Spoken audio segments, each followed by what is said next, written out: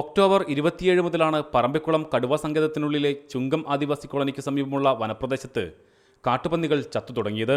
കഴിഞ്ഞ 10 ദിവസത്തിനുള്ളിൽ 16 കാട്ടുപന്നികൾ ചത്തു. സംഭവത്തെക്കുറിച്ച് ഡോക്ടർ അരുൺ സക്കറിയുടെ നേതൃത്വത്തിൽ വിദഗ്ധ സംഘം പഠനം ആരംഭിച്ചിട്ടുണ്ട്. ചത്തുവീണ കാട്ടുപന്നികളുടെ പോസ്റ്റ്മോർട്ടം നടത്തിയ വിദഗ്ധ സംഘം പന്നിപ്പനി പരത്തുന്ന ഹോഗ് കോളറ വൈറസാണ് മരണകാരണം എന്ന പ്രാഥമിക നിഗമനത്തിലാണ്. മനുഷ്യരിലേക്കോ മറ്റു മൃഗങ്ങളിലേക്കോ പകരുന്ന അപകടകാരിയായ പന്നിപ്പനി വൈറസ് അല്ല കാട്ടുപന്നികളെ ബാധിച്ചിട്ടുള്ളതെന്ന് ഇവർ റിപ്പോർട്ടറോട് പറഞ്ഞു. എന്നാൽ DNA പരിശോധന നടത്തിയതിനു ശേഷമേ ഇത് മറ്റുള്ളവരിലേക്ക് പകരുന്ന തരത്തിലുള്ള പന്നിപ്പനിയാണോ എന്ന് ഉറപ്പിക്കാനാവൂ എന്നും അധികൃതർ വ്യക്തമാക്കി. അത് കണ്ടപ്പോൾ മുതൽ തന്നെ പോസ്റ്റ്മോർട്ടം ചെയ്യുകയും നമ്മൾ രോഗം സ്ഥിരീകരിക്കാൻ ശ്രമിക്കുകയും ചെയ്തു. കംപ്ലീറ്റ് ആയിട്ടില്ല, ലബോറട്ടറി വർക്ക് നടന്നുകൊണ്ടിരിക്കുന്നേ ഉള്ളൂ.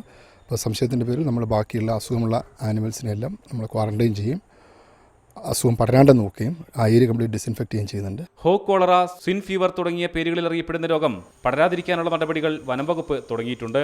ഇങ്ങനെ സ്വൈൻ ഫ്ലൂ ബാധിച്ചിട്ടുള്ള പന്നികൾ ഒരുപാട് ദൂരം ക്രമിക്കാൻ പറ്റില്ല.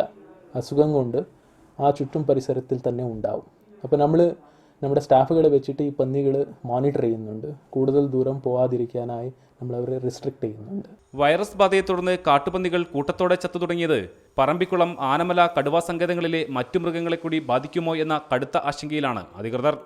സംസ്ഥാനത്ത് ആദ്യമായാണ് കാട്ടുപന്നികൾക്കിടയിൽ ഈ രോഗം പടരുന്നത്. അതുകൊണ്ട് തന്നെ രോഗം പടരാതിരിക്കാൻ വനംവകുപ്പ് കടുത്ത ജാഗ്രതയിലാണ്. പറമ്പിക്കുളത്ത് നിന്നും ക്യാമറാമാൻ പ്രജിത് കൊങ്ങാടിനോടൊപ്പം പ്രസാദ് ഉടുമ്പിശ്ശേരി, റിപ്പോർട്ടർ.